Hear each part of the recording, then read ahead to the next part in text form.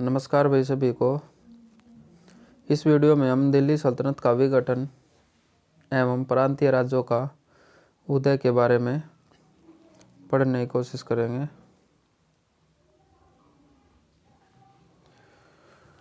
सबसे पहले इसकी भूमिका है। दिल्ली सल्तनत के विघटन का आरंभ मुहम्मद बिन तुगलक व फिरोज शाह तुगलक के समय से ही प्रारंभ हो चुका था।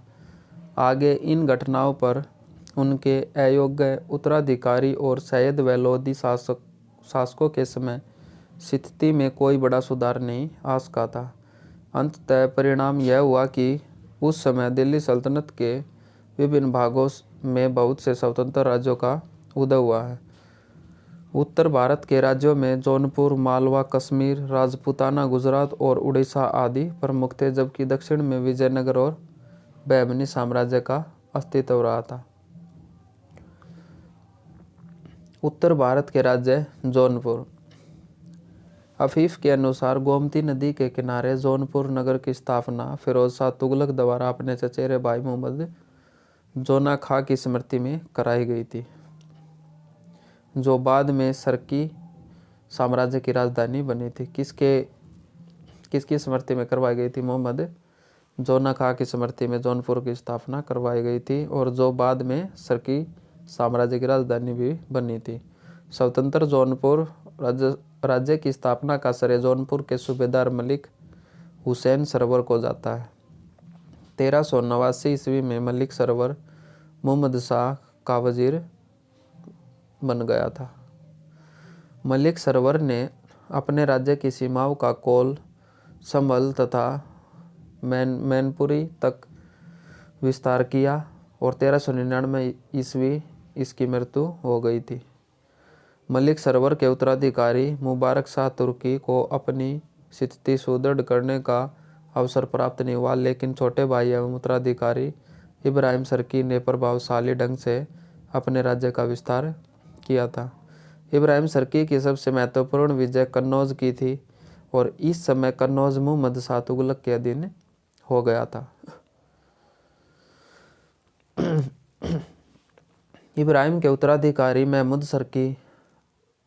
सरकी तथा हुसैन सरकी के शासनकाल में जौनपुर का दिल्ली सुल्तानों के साथ लगातार संघर्ष होता रहा। बहलोल लोधी ने जौनपुर पर आक्रमण किया। हुसैन शाह ने भागकर बिहार में शरण ली थी। बहलोल लोधी ने जौनपुर राज्य को अपने अधीन कर लिया और अपने पुत्र बरबक शाह को वहां का शासक नियुक्त कर दिया था। सरकी वंश की सबसे बड़ी व स्थायी उपलब्धियां वास्तुकला मानी जाती है।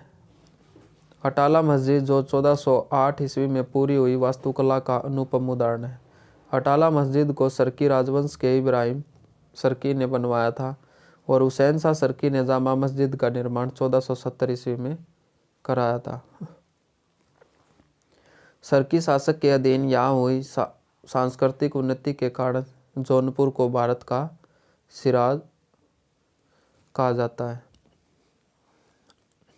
नेक्स्ट है मालवा। 1401 ईस्वी में दिलावर खान ने स्वतंत्र राज्य के रूप में मालवा की स्थापना की तथा धार को अपनी राजधानी बनाया था। 1405 ईस्वी में दिलावर खां की मृत्यु के पश्चात उसका पुत्र अलप खां उसंग की उपाधि धारण कर गद्दी पर बैठा। उसने मांडू को अपनी राजधानी घोषित किया था। हुसैन शाह सूफी संत शेख बुरहानुद्दीन का शिष्य था। उसने नर्मदा नदी के किनारे होशंगाबाद नगर की स्थापना की थी।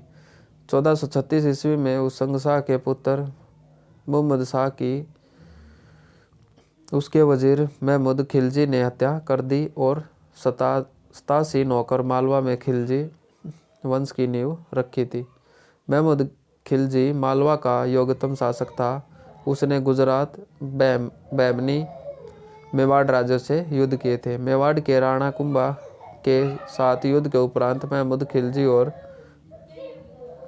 राणा कुंभा दोनों ने जीत का दावा किया तथा इसके उपलक्ष्य में राणा कुंभा ने चित्तौड़ में विजय स्तंभ तो महमूद गजवी ने मांडू में 7 मंजिलों वाले स्तंभ का निर्माण कराया था। महमूद ने मांडू में एक आवासीय महाविद्यालय एवं एक चिकित्सालय का निर्माण भी कराया था। 1469 में ईस्वी में महमूद खिलजी की मृत्यु के उपरांत उसका पुत्र गयासुद्दीन गद्दी पर बैठ गया था। वह नितांत विलासी प्रवृत्ति का शासक सिद्ध हुआ था। ऐसा माना जाता है कि गयासुद्दीन के महल में 16,000 दासियाँ थी, जिसमें से कई हिंदू सरदारों की पुत्रियाँ थी।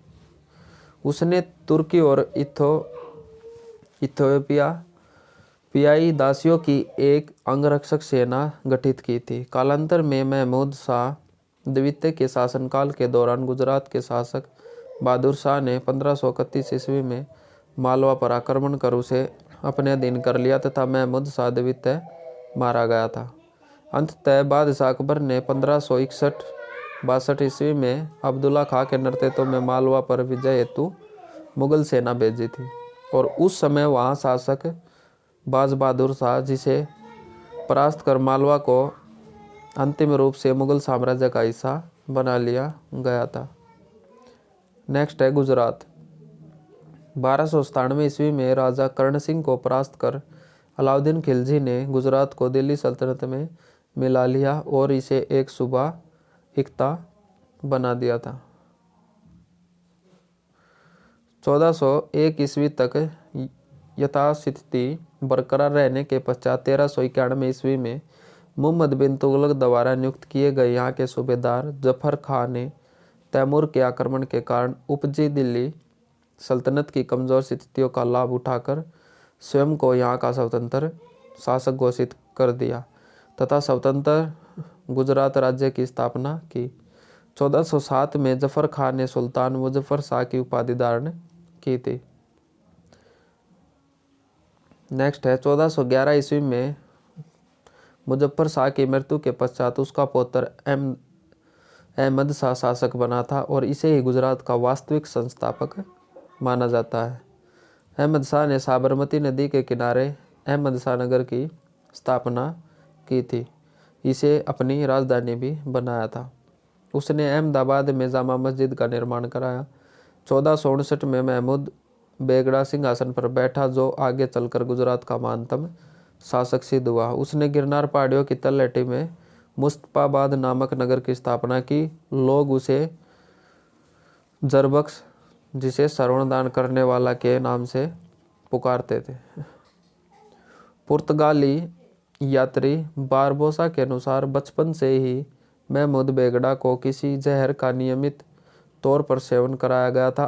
अतः यदि कोई मक्खी उसके हाथ पर बैठ जाती थी तो वह तुरंत फूलकर मर जाती थी। अपने शासनकाल के उत्तरवर्ती वर्षों में उसने द्वारका पर विजय प्राप्त की और 1526 ईस्वी में गुजरात का अंतिम महान शासक बहादुर शाह सिंहासनारूढ़ हुआ।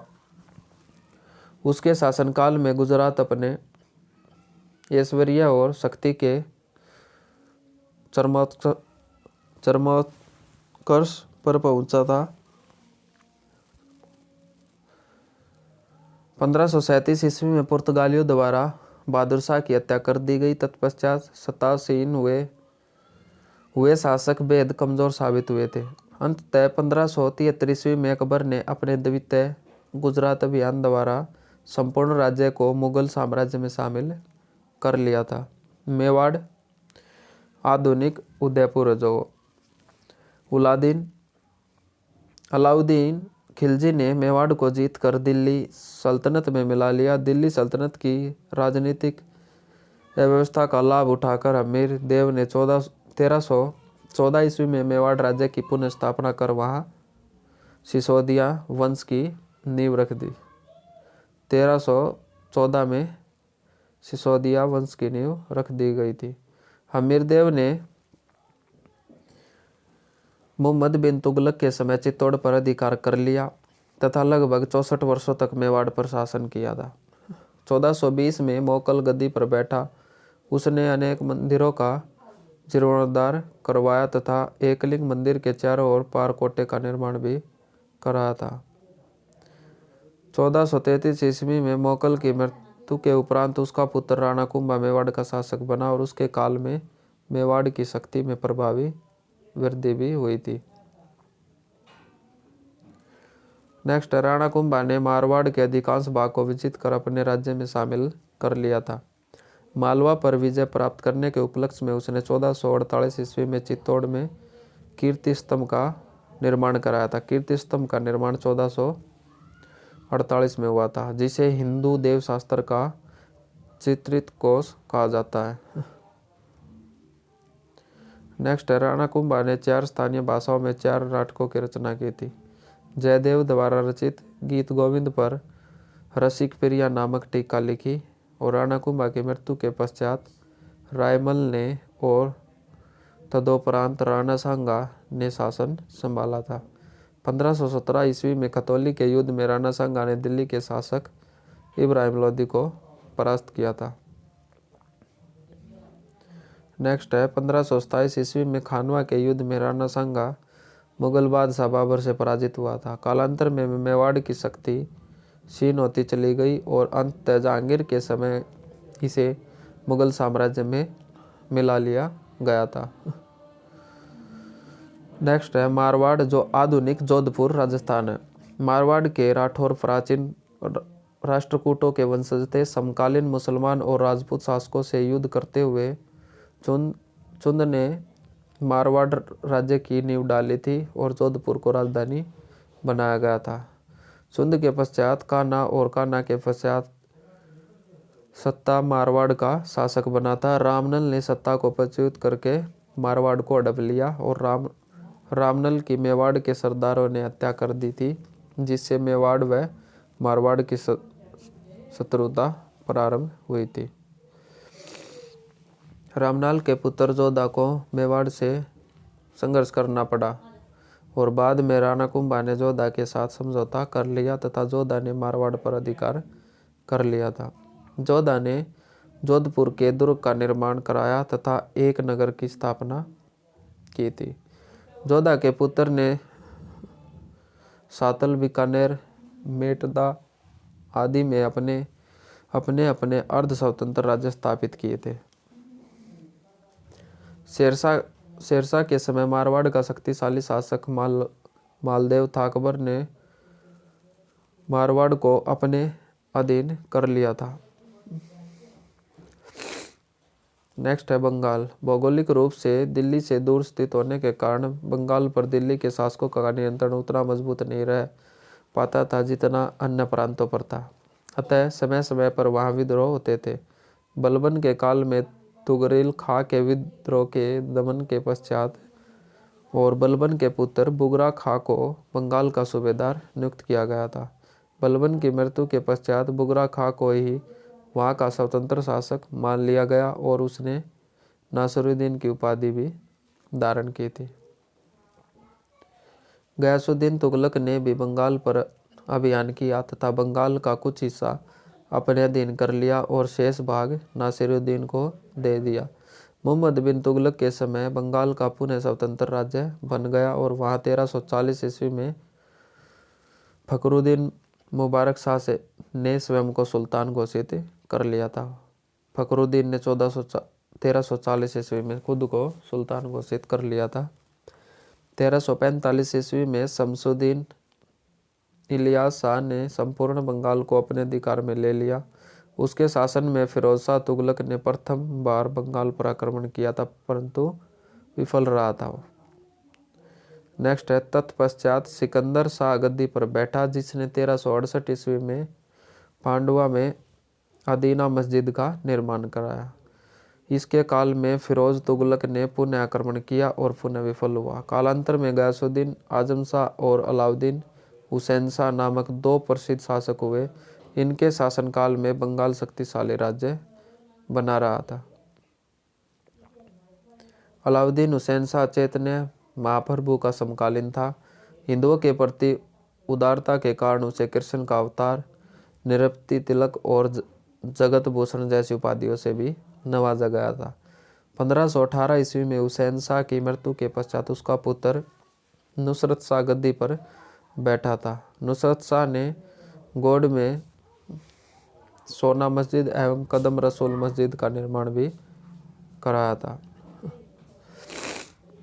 इस वंश के अंतिम शासक गयासुद्दीन महमूद शाह को शेरशाह ने 1538 में बंगाल से भागकर समूचे बंगाल पर अपना आधिपत्य स्थापित कर लिया था। तत्पश्चात अकबर ने बंगाल को मुगल साम्राज्य का हिस्सा बना लिया था। नेक्स्ट है उड़ीसा। पूर्वी सागर तट पर गंगा एवं गोदावरी नदियों के मध्यवर्ती क्षेत्रों में उड़ीसा राज्य था, जिस पर गजपति वंश का शासन था। उड़ीसा पर किसका शासन था? गजपति वंश का शासन था। तुर्क शासकों में गयासुद्दीन तुगलक के शासनकाल में पहली बार इस पर आक्रमण हुआ था। 1366 में फिरोज शाह तुगलक ने उड़ीसा पर आक्रमण करके धन लूटा और पुरी के जगन्नाथ मंदिर को क्षतिग्रस्त कर दिया था। जैनपुर, बहमनी राज्य, कोंडाविडु एवं विजयनगर साम्राज्य द्वारा भी उड़ीसा पर आक्रमण हुए थे। 1526 ईस्वी में बाबर के आक्रमण के समय यह एक कमजोर राज्य बन चुका था। 1568 ईस्वी तक बंगाल के अफगान शासकों ने इस पर पूर्ण अधिकार कर लिया।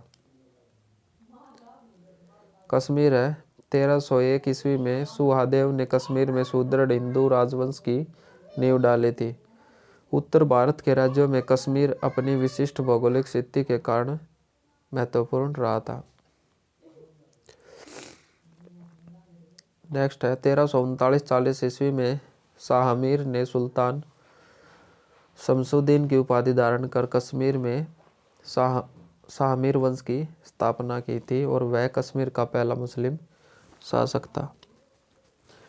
सिकंदर शाह के मंत्री सुहा भट्ट ने धर्म परिवर्तन कर सिकंदर शाह के सहयोग से कश्मीर में बलपूर्वक हिंदुओं को धर्म परिवर्तन के लिए विवश किया था और कश्मीर का सुप्रसिद्ध शासक सुल्तान जैन उल अबिदीन था, जिसने 1420-70 ईस्वी के मध्य शांति और प्रजा हित में कार्य किया था। अबिदीन ने जजिया और गो हत्या पर प्रतिबंध लगाया। सुल्तान अबिदीन ने हिंदुओं के प्रति उदार नीति का अनुसरण किया। उसने हिंदुओं को अपने शासनकाल में ऊंचे पदों पर बैठाया था। निर्वासित ब्राह्मणों को वापस लौटने और पूजा अर्चना आदि के लिए मंदिरों आदि के निर्माण की अनुमति दी थी। सुल्तान अबिदीन ने महाभारत एवं कलंद द्वारा रचित राजतरंगिणी का फारसी में अनुवाद किया था। किसने किया था? सुल्तान अबिदीन ने। नेक्स्ट है व्यापार वाणिज्य आदि के लिए उसने राज्य में उद्योगों का प्रोत्साहन दिया था। ऐसा माना जाता है कि कागज निर्माण और जल्दसाजी की कला सीखने के लिए उसने 2 व्यक्तियों को समरकंद भेजा था। अपने कल्याणकारी कार्यों और प्रजा के प्रति उदार नीति के कारण आज भी कश्मीर के लोग अबिदीन को बड़शाह कहते हैं। अबिदीन को क्या कहते हैं? कश्मीर के लोग बड़शाह। जैन उल अबिदीन को कश्मीर का अकबर कहा जाता है। नेक्स्ट है दक्षिण भारत के राज्य। मोहम्मद बिन तुगलक के शासनकाल में दिल्ली सल्तनत के विघटन के परिणाम स्वरूप दक्षिण भारत में 2 नए साम्राज्य बहमनी और विजयनगर अस्तित्व में आए थे। ये दक्षिण भारत में ये दो नगर थे जो अस्तित्व में आए थे और इन नगरों को नेक्स्ट वीडियो में डिटेल से पढ़ेंगे। तब तक के लिए धन्यवाद। जय हिंद।